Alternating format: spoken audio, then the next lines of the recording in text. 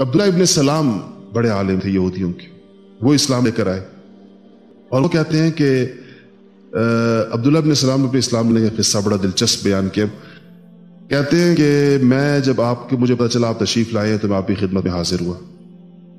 जब मैं मस्जिद से पहुंचा आप लोगों से कह रहे थे कि अय्युहन्नास, ए लोगों से खिताब कर रहे थे।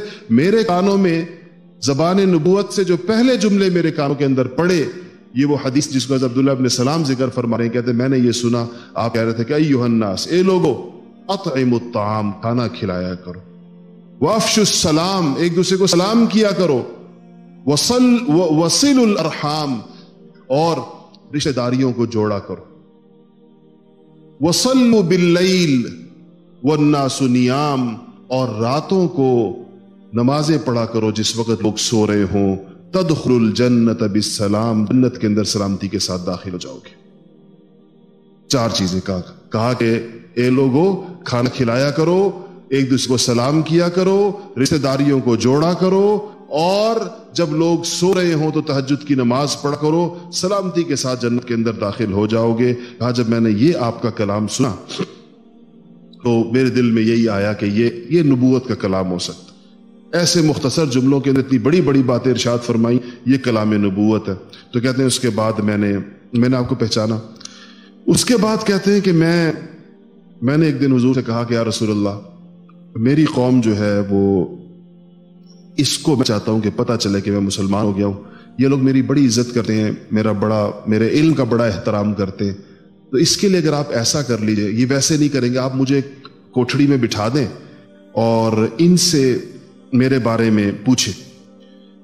तो आपको हज़रत अब्दुल्ला इब्न सलाम चाहते कि हुजूर इन यहूदियों का मिजाज समझे क्या है।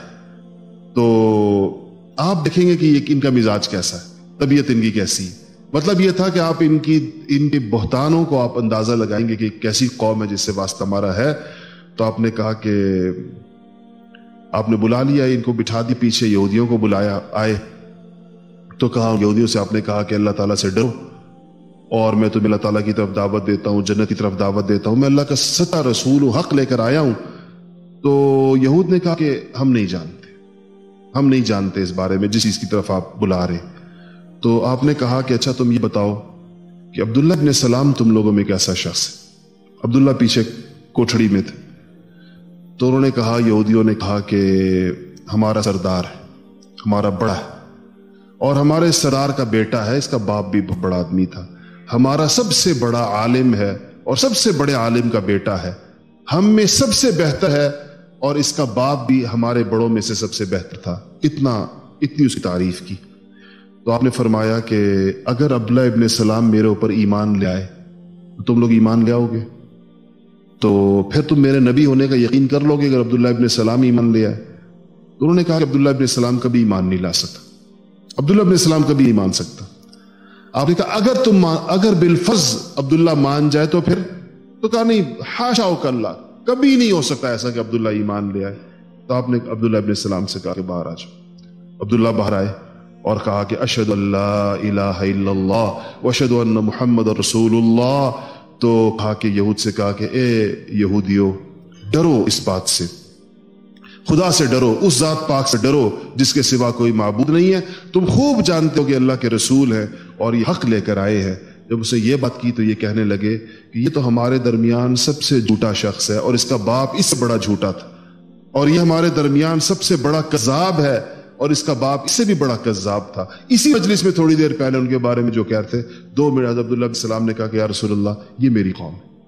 आपने इनकी आपने देखी, उसमें आता है कि अल्लाह ताला ने आयत नाज़िल जो आयतें आई कि कुल अराइतुम इन कान मिन इंदिल्लाह व कफरतुम बिही व शहीद शाहिद मिन बनी इसराइल अला मिस्ली फआमन वस्तकबरतुम। सूरह अहकाफ की जो आयतें हैं ये उसी वक्त के अंदर नाजिल हुई इन यहूदियों के बारे में जिन्होंने हुजूर अकरम सल्लल्लाहु अलैहि वसल्लम के सामने अपनी बात से ऐसे फिरे और इतना बड़ा इन्होंने जिसे बिल्कुल ही उसके मुखालिफ दूसरी बात की। तो ये यहूदियों में जिन लोगों की किस्मत में ईमान था, उनमें जैसे बड़े बड़े हजरात ईमान लेकर आए, अक्सरियत ईमान नहीं लेकर आई, बहुत बड़ी अक्सरियत नहीं लेकर आई, और ये तीनों कबीले रहे। तो आपने फिर चूंकि ईमान तो नहीं लेकर आए, लेकिन मदीना मुनव्वरा में तो अपने काम तो करना था, ज़ाहिर मदीना को एक इस्लामी रियासत बना था, तो आपने फिर इनके साथ एक मुआहदा कर लिया कि यहूद रहते हुए। इस मुआहदे का नाम आप लोगों ने बहुत सुना हुआ है, उसका नाम मीसाक़ मदीना जिसको कहते हैं लोग आमतौर।